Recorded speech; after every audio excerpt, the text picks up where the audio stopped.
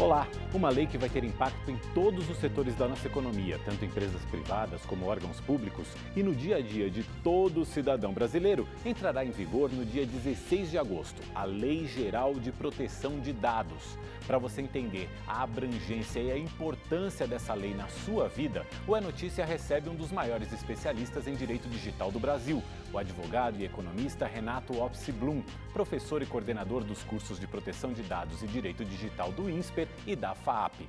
Renato, obrigado por aceitar o convite.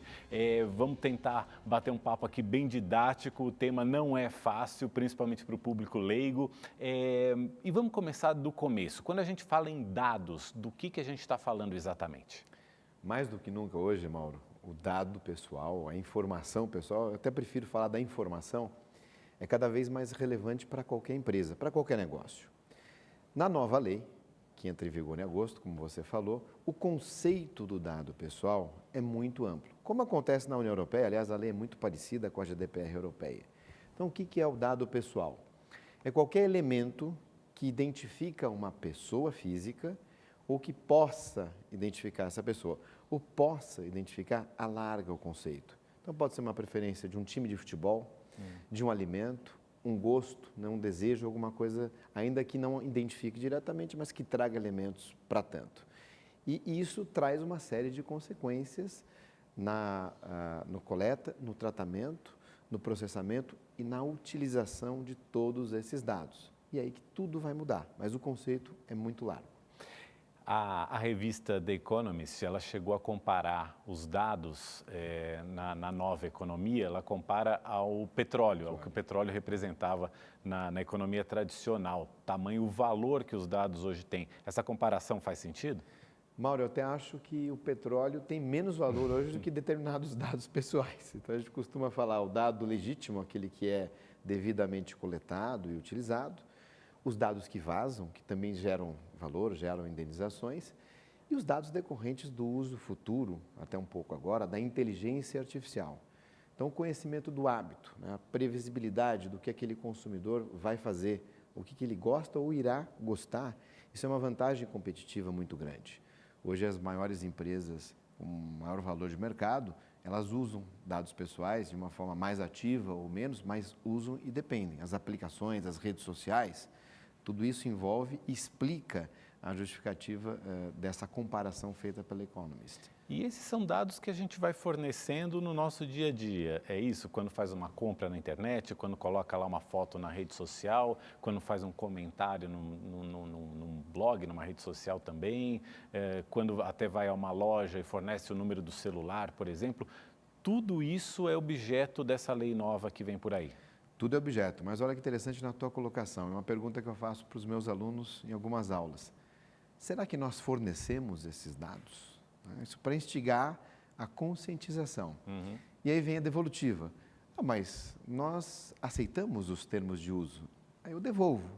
Não, será que nós não clicamos ao invés de aceitar? Ah, fácil.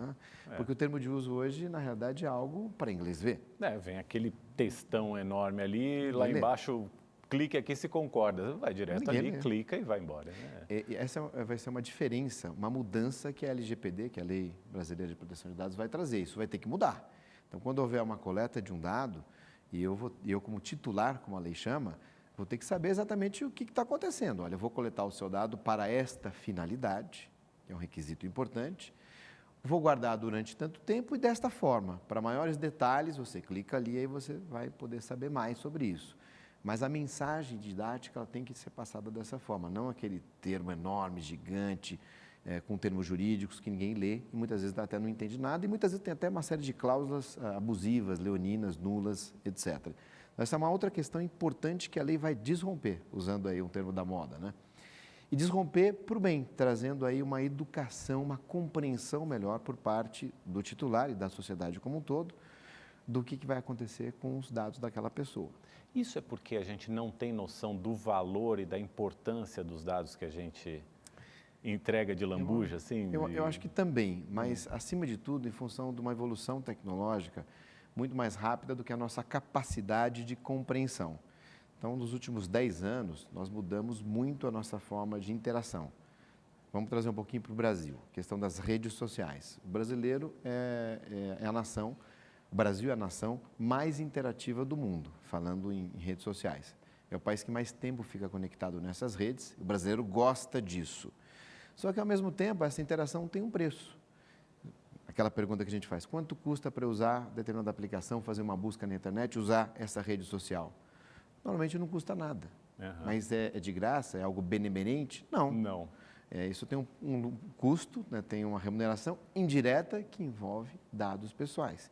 E aí a outra pergunta que se faz é, mas isso está claro para a sociedade? Não, não está claro. Eu costumo dizer o seguinte, se tudo der certo, se ficar tudo bonitinho, claro, eu estou entendendo, eu vou autorizar meu dado para esta aplicação, mas não vou autorizar para aquela, fiz essa autorização, consenti, mas o que pode acontecer se o dado vazar? Que é um outro ponto importante, né? A gente questiona muito hoje, em função dessa interatividade enorme, a segurança dos sistemas.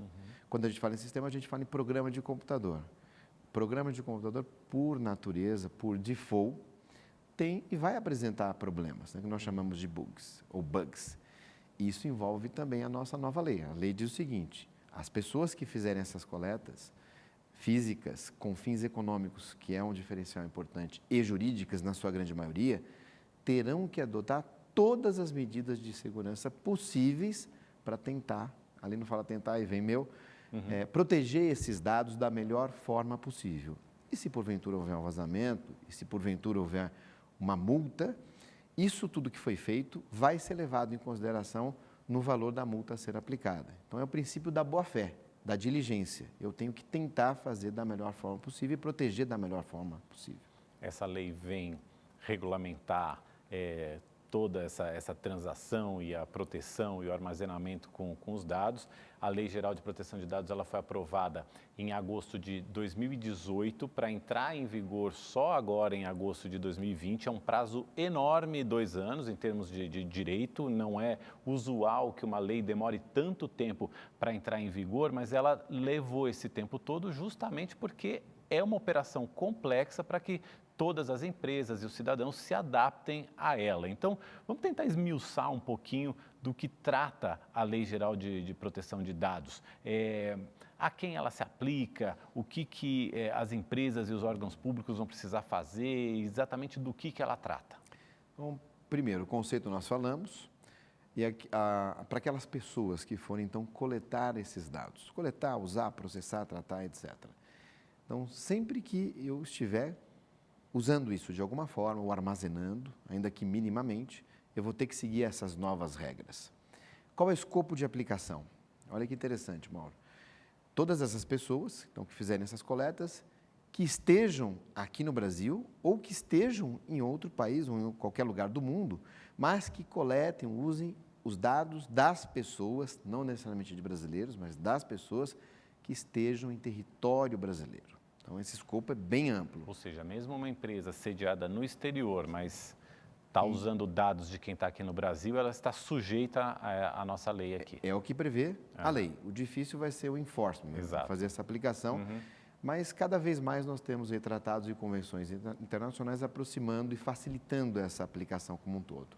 A lei também traz essa obrigação, a todas essas obrigações, para aqueles que ofertarem produtos ou serviços para pessoas que estejam aqui em território brasileiro. Então, a gente dá o seguinte exemplo. Então, eu tenho, por exemplo, um site na China, ou na Coreia, ou em qualquer país, que tem uma versão desse... Vamos usar um hotel. Né? Um hotel tem lá em chinês, em coreano, em inglês e em português.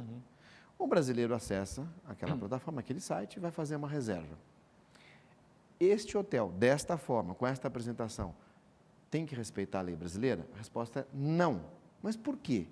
Porque não houve uma oferta ativa, direta, houve uma mera tradução. Diferente, por exemplo, se esse mesmo hotel faz uma propaganda, faz um link patrocinado, faz um e-mail marketing, alguma coisa assim, direcionado e de forma ativa. Aí vai ter que, sim, entrar em conformidade com a lei brasileira. Então, o escopo de aplicação, de abrangência territorial, é amplo, quase que o mundo inteiro, depende do foco e da coleta.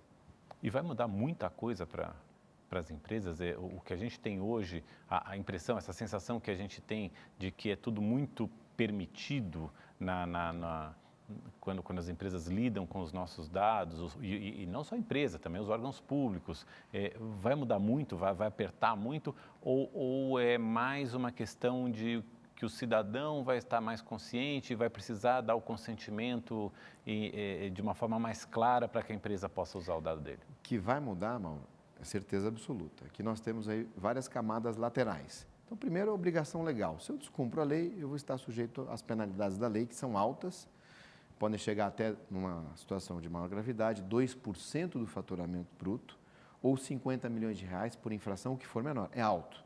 Na União Europeia, 4% ou 20 milhões de euros. Esse é o primeiro ponto. O segundo ponto é uma questão de mercado. Então, se todas as empresas estão se adequando por questões legais, ou mercadológicas ou estratégicas, aquele que não se adequar vai ficar para trás. Aí a gente puxa o princípio da transparência, do bom marketing, da boa-fé. Existem empresas hoje, inclusive, já elegendo o titular, o consumidor, como grande controlador dos dados. Então, você é meu cliente, você vai decidir o que você quer que eu faça com os seus dados. Vai até além da lei, do que dispõe a lei. Mas é algo que envolve também marketing, né, e aproximação do consumidor.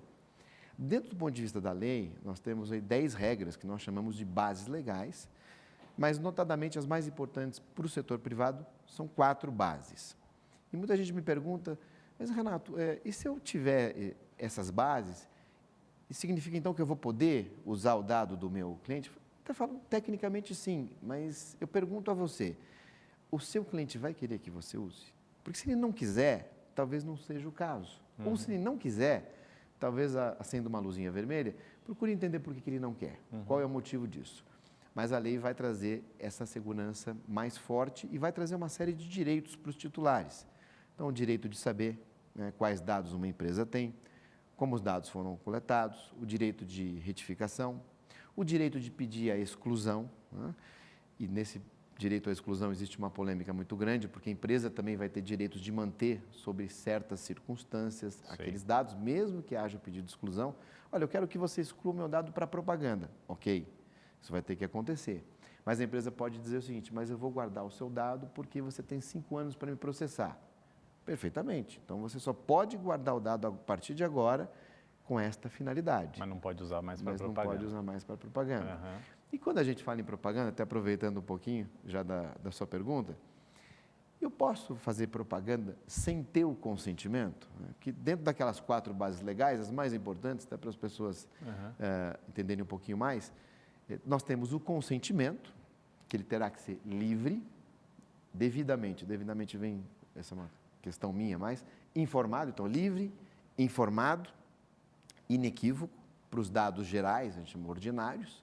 Se for um dado de saúde ou de biometria, eu tenho que também ter, no caso do consentimento, o consentimento específico para isso, mas vamos voltar para os 3. Então, livre, devidamente informado, específico, ou seja, quando é esse caso, a pessoa vai ter que saber o que ela está fazendo, não pode haver uma exigência, uma obrigação, e não pode haver dúvida, e essa dúvida é mais por parte de quem coleta. Então, vai mudar sistema, vai mudar a percepção, vai mudar a educação, vai mudar a imagem, vai mudar marketing, guarda, atualização. Se a gente juntar isso com os direitos, aqueles que a gente alguns que nós conversamos, a coisa complica um pouquinho, porque eu vou ter que permanentemente ter sistemas para administrar esses direitos. Sim. Muita gente pergunta, Renato, então dia 16 de agosto, algumas empresas estarão tentando, eu digo sempre tentando, porque conformidade 100% é impossível, tentando estar em conformidade. Então, aí acaba? Eu digo, não, nós estamos na fase do aperitivo. É que é um aperitivo grande, né, substancioso. Depois do dia 16, os pratos principais começarão a ser servidos e não vão parar. Isso não para.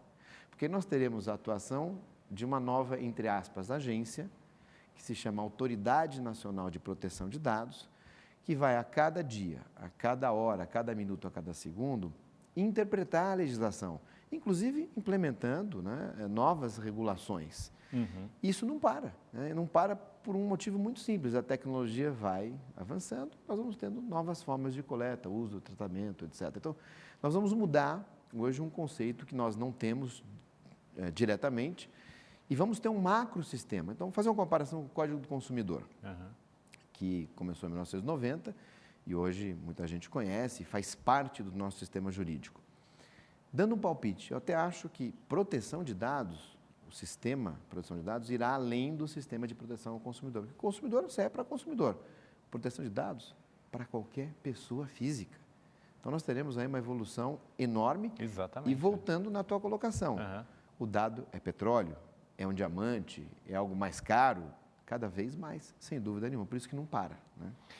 Me ocorreu aqui, as empresas, por exemplo, elas vão passar a oferecer mais vantagens para aquele consumidor, para aquele cliente que oferecer mais dados, que permitir um maior número de uso de um maior número de dados, por exemplo, do cliente? Isso é uma possibilidade, né? Uma possibilidade, eu até acho que isso vai acontecer. Alguns autores falam, inclusive, que nós teremos uma espécie de bolsa ou bolsas de valores envolvendo dados.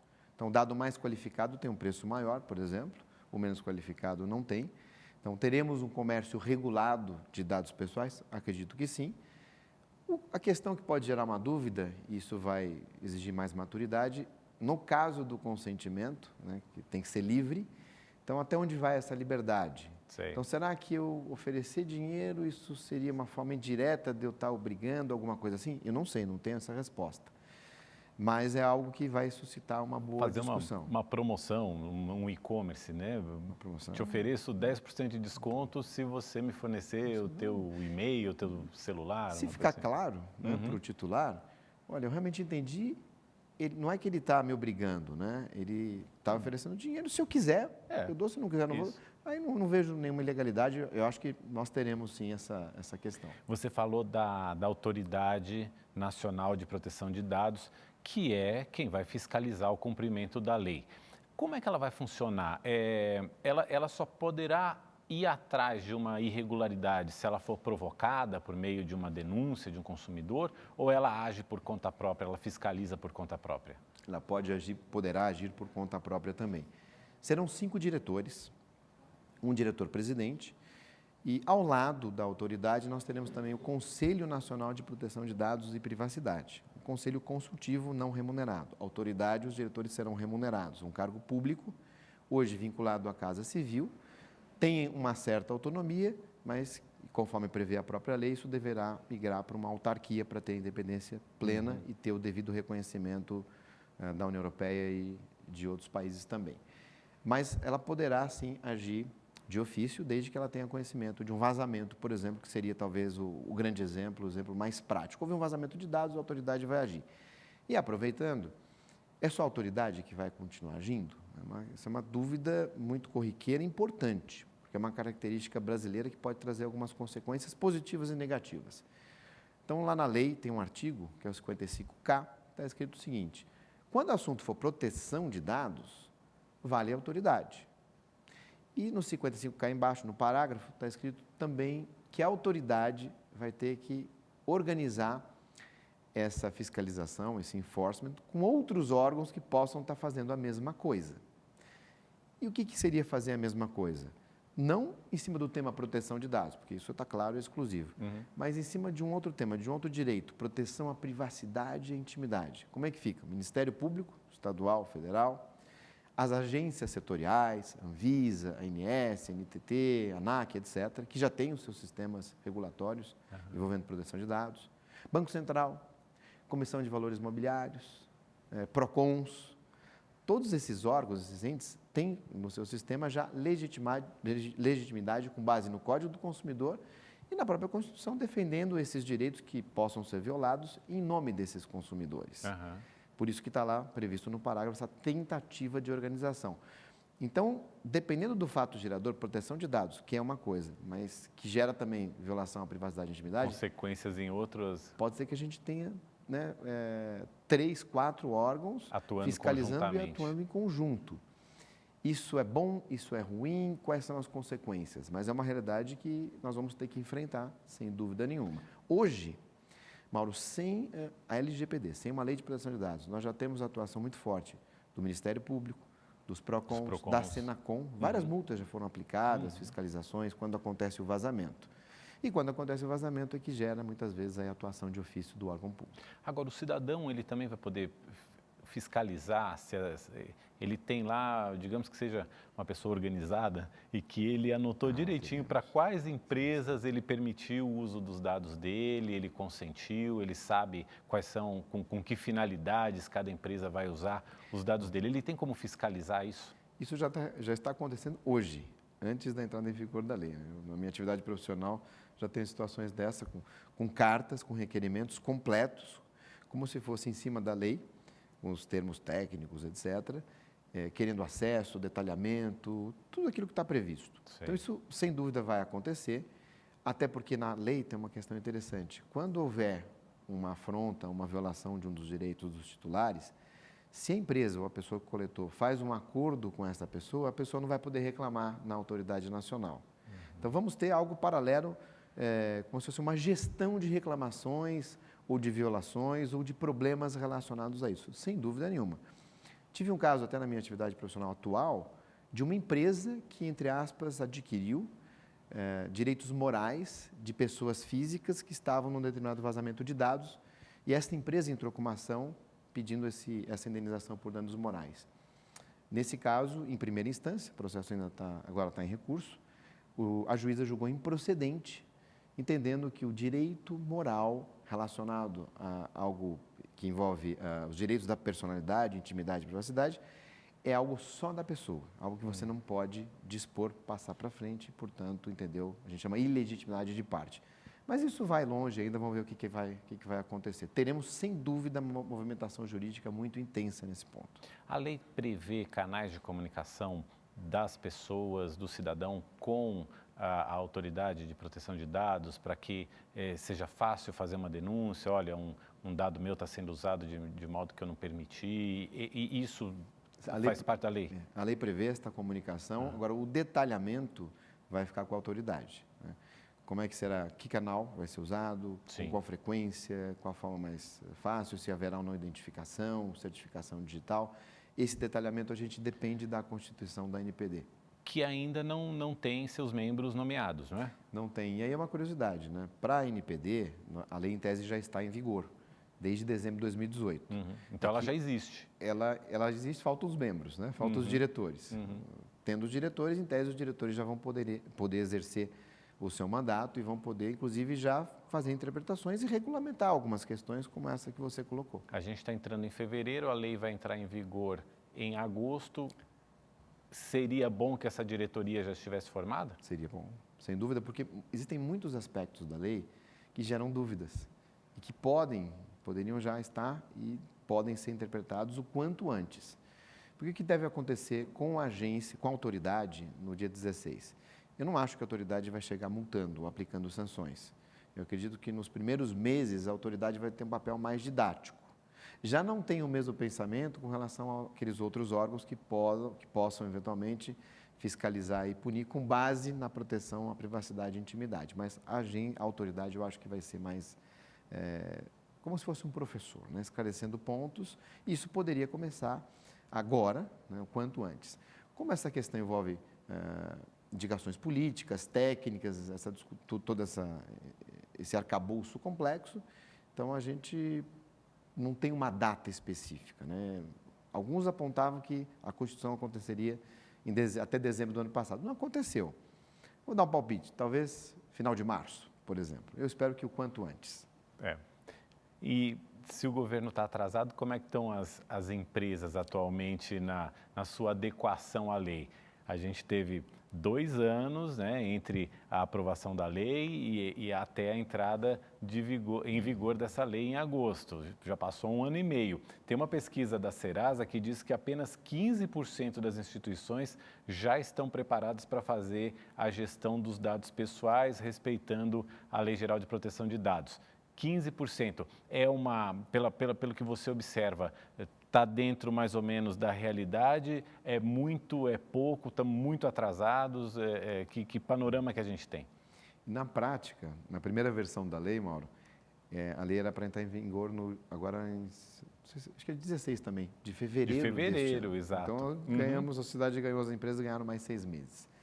E eu acho que esse prazo vai ser mantido. Existem mais 3 ou 4 pesquisas hoje no Brasil, tem até uma outra pesquisa, acho que da Associação Comercial, se não me engano, que aponta um número próximo de 30%. Vamos usar essa pesquisa da Serasa que fala 15%. Eu costumo dizer o seguinte, na Europa hoje, os indicativos apontam aí para 25% das empresas em adequação. A Europa tem essa discussão de proteção de dados já há pouco mais de 50 anos. Focar em 81, quando nós tivemos a Convenção 108. Já existe uma cultura instalada na Europa de muito tempo. Que, se nós temos 25%, né, considerando todas essas décadas, e se o Brasil tiver 15% em 2 anos, está excelente, está fantástico, é para comemorar. Eu acho que 15%, dando um palpite, pelo que eu estou vendo e trabalhando, eu acho que nós conseguiremos chegar. Tem uma explicação também, né? Algumas empresas, muitas empresas brasileiras são subsidiárias de empresas europeias. Aquilo já começou lá, então isso se transmite para cá também. Aquele lado da conscientização e de mercado, eu não vou ficar para trás. Então, eu vou também procurar me adequar e proteger os dados dos meus consumidores. E é um trabalho grande que as empresas têm que fazer. Quais são os principais pontos dessa adaptação das empresas? Você muda muita coisa na empresa. Então, seria o seguinte, primeiro você tem que saber o que a empresa faz, o que ela coleta. Se você perguntasse, Mauro, você é empresa, você coleta dados dos seus clientes? Você responde, sim. Quem da sua empresa, dentro da sua empresa, coleta? Aí vem a grande interrogação. Olha, eu acho que é o RH, eu acho que é o comercial, eu acho que é o marketing, etc, etc. Tem algumas empresas mais organizadas, outras menos organizadas. E às vezes você tem esse cardápio mais recheado ou menos recheado, mas você tem que saber. E para saber, você tem que fazer uma pesquisa profunda. Essa pesquisa profunda vai não só no aprimoramento dessas discussões pessoais, questionários, etc., mas na verificação de sistemas também. E não muito raramente, nessas pesquisas, você até informa o teu cliente, olha, você sabia que você tinha essa coleta nesse canal? E muitas vezes vem a surpresa, não sabia. Então, isso aqui é importante, a partir de agora, esse canal não vai mais coletar, nós vamos concentrar dessa forma, etc. Então, num primeiro momento, dá trabalho, você mexe com a governança também, que é uma forma mais dinâmica e rápida de você fazer a coleta, e depois você vai ajustando os contratos que você tem, com os parceiros que vão ter acesso a dados pessoais, é trabalhoso. Você tem que passar essa conscientização para toda a empresa, para todos os colaboradores, e por isso que não para, não vai ser só naquele momento. 6 meses depois você volta e repassa tudo de novo e atualiza. E, por fim, você faz uma verificação final dos critérios mínimos de adequação, se eles estão sendo cumpridos ou não, e a coisa continua permanentemente com essa verificação, partindo do princípio, né, que a gente vai ter que adotar todos os esforços possíveis para evitar um vazamento ou o uso indevido. Inclusive, para isso, a própria lei trouxe um cargo novo, que é o cargo do encarregado de proteção de dados. Toda empresa vai precisar ter esse encarregado? Então, essa é uma dúvida que eu também tenho, né? Que a autoridade vai ter que regulamentar isso. Então, a Europa, em algumas circunstâncias, fala empresa de 250 pessoas, às vezes envolve faturamento, depende da interpretação do regulador europeu. Não sei o que a autoridade vai decidir. A recomendação que nós damos é importante ter alguém que lidere essa prática, essa responsabilidade de permanecer conscientizando sempre e verificando os controles. Mas pode ser, por exemplo, numa empresa pequena, pode ser o próprio sócio administrador? Não tem como não ser uma pessoa mais restrita. Mas é uma vantagem da lei. A lei diz que uma pessoa jurídica pode ser contratada para fazer isso. Então, nós já vemos no mercado algumas soluções interessantes, multidisciplinares, que eu acho que tem que ser feito. Então, não tem que ter um encarregado, tem que ter um encarregado líder. Mas dentro dessa liderança eu tenho que ter profissionais da área de RH, da área de psicologia, da área técnica, de segurança da informação, tecnologia da informação, e essa liderança talvez por um profissional que tenha conhecimentos jurídicos regulatórios. Ou seja, a lei gera oportunidades de negócios também. Sem dúvida nenhuma. Quem quiser empreender pode abrir, por exemplo, uma empresa que vai ser essa terceirizada que vai gerir os dados de outras empresas. Isso é possível? E são oportunidades, Mauro, permanentes, né? Não é para fazer só adequação agora, né? Até em função dos 15%, vão ter mais 85% para tentar fazer. Precisam fazer. E as novas empresas, startups, fintechs, etc., que usam muitos dados. Então, essas oportunidades existem. Nós temos hoje os escritórios de advocacia, temos consultorias técnicas e genéricas, né? As auditorias também, Nós temos esses novos negócios, pessoas jurídicas que oferecem o serviço de encarregado e daí por diante. Muita coisa nova dentro da linha de proteção de dados. Existem muitas oportunidades, sem dúvida. Olha, a gente vai continuar conversando sobre a Lei Geral de Proteção de Dados com o economista e advogado Renato Opsi-Blum, que é especialista em direito digital.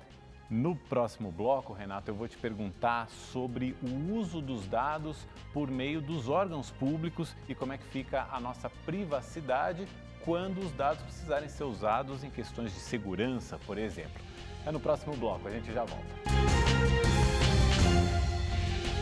O É Notícia hoje recebe o advogado e economista Renato Opsi-Blum, especialista em direito digital. A gente está conversando sobre a nova lei que vai entrar em vigor em agosto de proteção de dados, lei aqui no Brasil.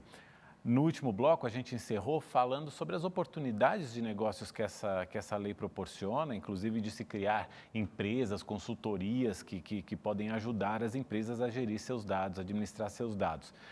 Dentro das empresas, isso também pode gerar oportunidades ou pode gerar custos dentro das empresas? O custo vai haver, sem dúvida nenhuma, mas é um custo que vai ter retorno. Então, na medida que você traz educação, que também é uma oportunidade, né, seja nos meus cursos da FAP ou do INSPER, a educação ela ajuda demais a proteger os dados, interna e também do titular, nossa educação também. Então, existe um custo inicial de adequação, de disseminação de cultura, esclarecimento e também um custo permanente. Mas aquela empresa, e a gente citou até algumas iniciativas interessantes, que trabalharão junto com os seus clientes, olha, você deixa eu fazer isso? Você quer que eu faça isso? Isso vai gerar uma grande vantagem competitiva. Especialmente considerando algo que eu costumo inverter, eu trago segurança da informação para insegurança da informação ou proteção de dados para desproteção, as empresas que mudarem esse conceito, sem dúvida nenhuma, estarão mais protegidas e saberão gerir melhor uma situação de risco, uma situação difícil envolvendo um vazamento de dado ou de dados. E aí nós temos nesse arcabouço de novas oportunidades uma série de setores da economia que podem se aproveitar, entre aspas, né, desse momento.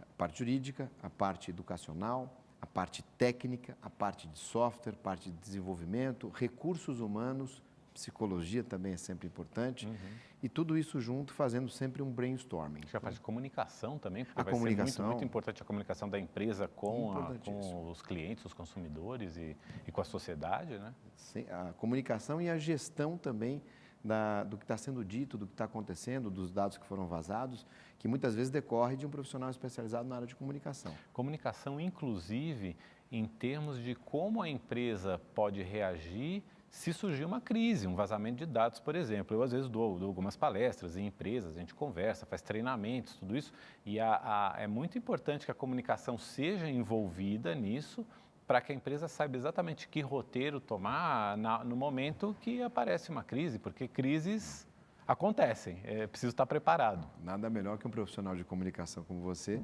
para detalhar a resposta, então ficou melhor que a minha. E é exatamente isso que você falou, perfeito. É importante estar preparado para isso.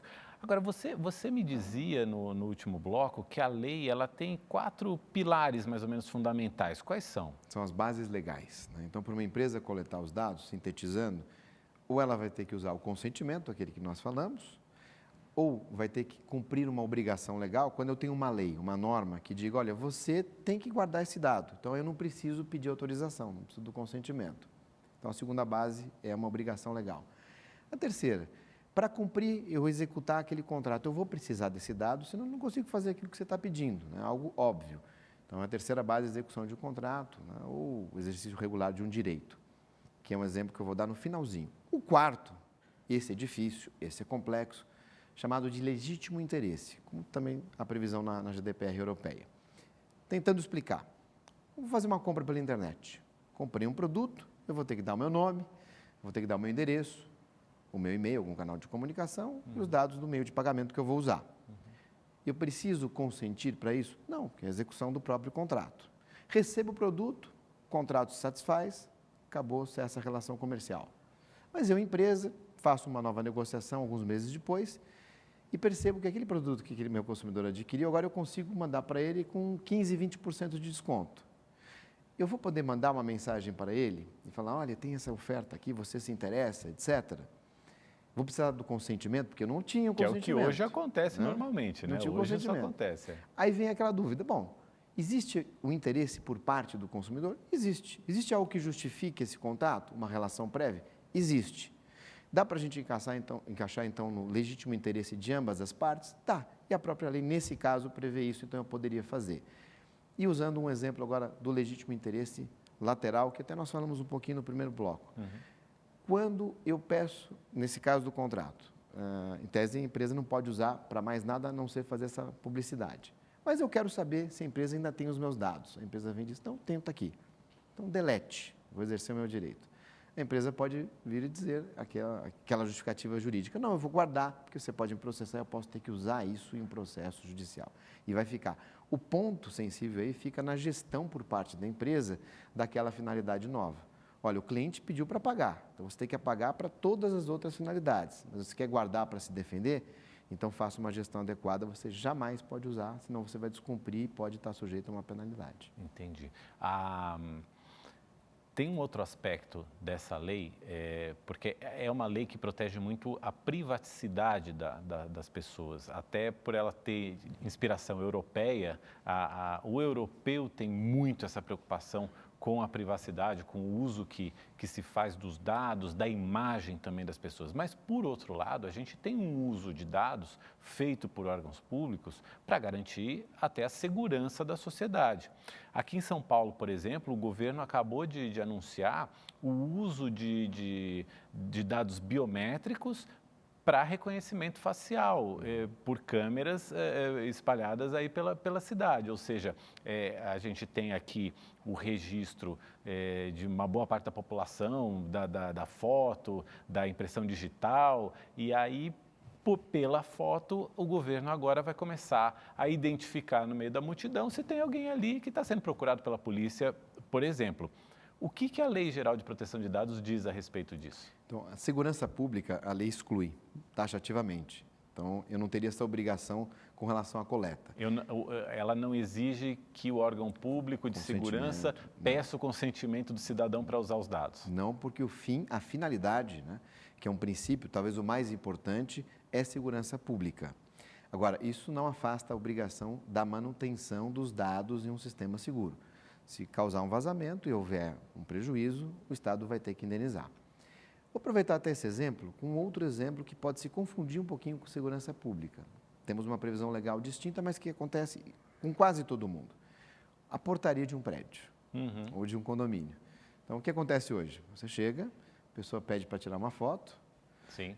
Muitas vezes tira uma fotografia também do seu documento. Né, aquela clássica pergunta, já tem cadastro? Então, né? Já tem cadastro? Já tem cadastro. E se a gente brincar e devolver a pergunta, eu já tenho cadastro, você não sabe? Como você não sabe? Né? Você não tem uma vinculação com a minha imagem? E se vier essa resposta, não, realmente, aqui meu sistema de inteligência artificial diz que agora eu vi que você com a minha câmera, então você é o Renato Opsiblum com o RGX? Eu vou dizer, então realmente você tem um sistema. Qual é a sua política de proteção dos meus dados? Você pergunta isso para a pessoa que está perguntando, vai olhar para você e falar, não sei o que você está falando. E a fila se formando atrás na portaria ali. Quando a lei entrar em vigor, se eu fizer essa pergunta, a pessoa, o operador vai ter que responder, está aqui. Eu consulto, eu não concordo, eu acho que isso aqui é abusivo, etc. Então eu não vou dar meu dado. Qual vai ser a resposta do operador? Então, legítimo. Então você não entra. Uhum. Ponto final. Né? A lei prevê isso, inclusive. Uma coisa é guardar, esclarecer, mas outra coisa é um requisito envolvendo este objetivo, esta finalidade. Nós podemos ter algumas situações mais chatinhas, complexas. Então, imagine o proprietário de um apartamento, de um imóvel. Para entrar no imóvel dele, ele precisa passar pela área pública do condomínio. E vamos admitir que tem havido uma deliberação e agora a necessidade de biometria. E o condomínio do proprietário não concorda. Não, eu acho um abuso, eu sou dono, eu tenho o direito de entrar, etc, etc. Ele pergunta, quem é que obrigou, quem é que estipulou isso? Aí nós podemos ter duas respostas. A primeira, foi o síndico. Não poderia. A segunda, foi a Assembleia. Sei. Se a Assembleia deliberou para uma área de uso público, o proprietário vai ter que submeter. Então, são coisas que a gente vai se ajustando. E nesse caso, nesse teu exemplo, nós falamos também em biometria. Biometria que é um dado sensível, que nós precisamos, quando for o caso de consentimento, a maior parte são casos de consentimento, ter o consentimento específico para aquela coleta, porque o dado sensível ele é mais importante. É o DNA, é o sangue, uma patologia, né? Hoje falando em coronavírus, etc. Pesquisa também tem um tratamento especial, específico e daí por diante. Então, vamos ter essas questões do dia a dia com uma interpretação ou com um senso, né, de conhecimento ou mesmo de compreensão muito melhor. Eu sei que ele precisa coletar para segurança, mas eu sei que ele também tem que ter as suas regras. Eu quero ver essas regras, se elas são suficientes ou não. Mas isso tudo vai depender de consentimento, de autorização da pessoa, mesmo que seja, digamos, esse exemplo do condomínio. Ele precisou lá colocar a digital dele ou fazer um reconhecimento facial. A lei vai obrigar que o condomínio busque aí que todos os moradores assinem consentindo o uso desses dados? Olha, Mauro, se eu tiver uma lei, uma norma, né, que me obrigue a esta coleta, eu não vou precisar do consentimento. Porque a lei, em tese, é mais forte, mas está num outro nível.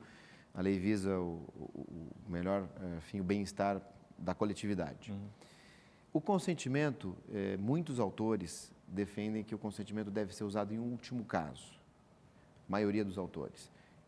Eu gosto do consentimento numa visão mais macro, dentro daquilo que nós conversávamos no início.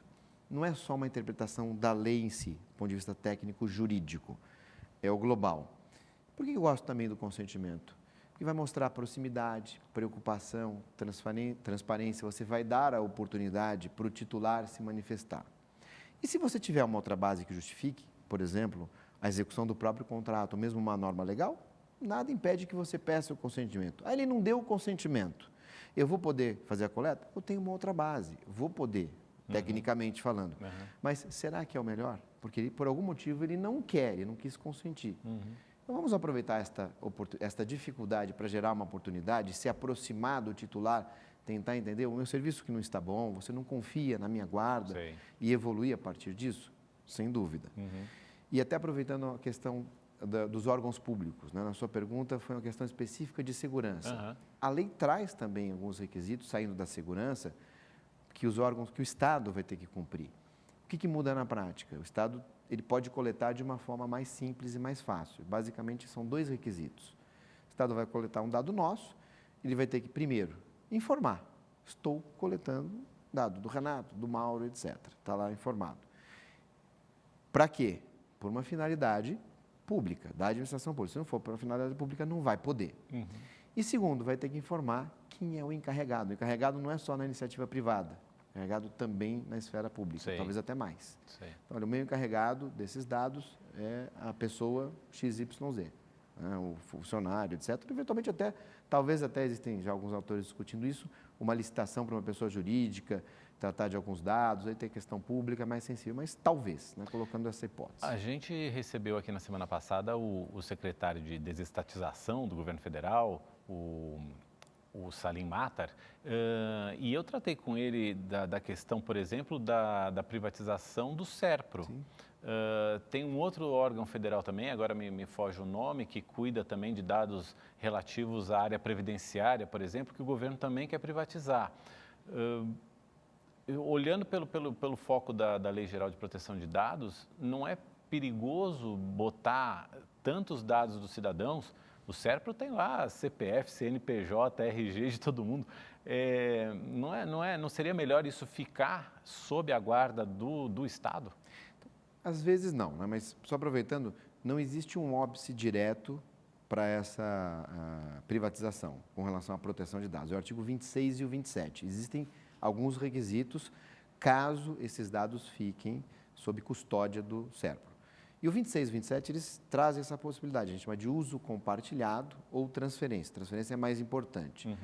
Quando que pode acontecer o uso compartilhado? É uma previsão da própria LGPD. Quando o Estado não tem condições, por exemplo, técnico, de fazer aquela administração, aquela gestão informatizada, ou mais avançada, ou tecnologicamente melhor, ele pode contratar um terceiro para fazer essa gestão. É o que nós chamamos aí de operador. O Estado é o controlador, esse ente contratado é o operador ou processador para alguns.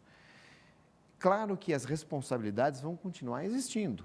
O controlador tem a responsabilidade primária, vai ter que ajustar essa responsabilidade no contrato e o processador ou operador vai ter que cumprir isso. Vai ter também todas as responsabilidades inerentes ao uso, né, à gestão de toda aquela base. Mas não existiria um óbice legal proibindo, né, nesse caso, se o foco for esse, né, adequação a 26 e 27, da privatização desse ente.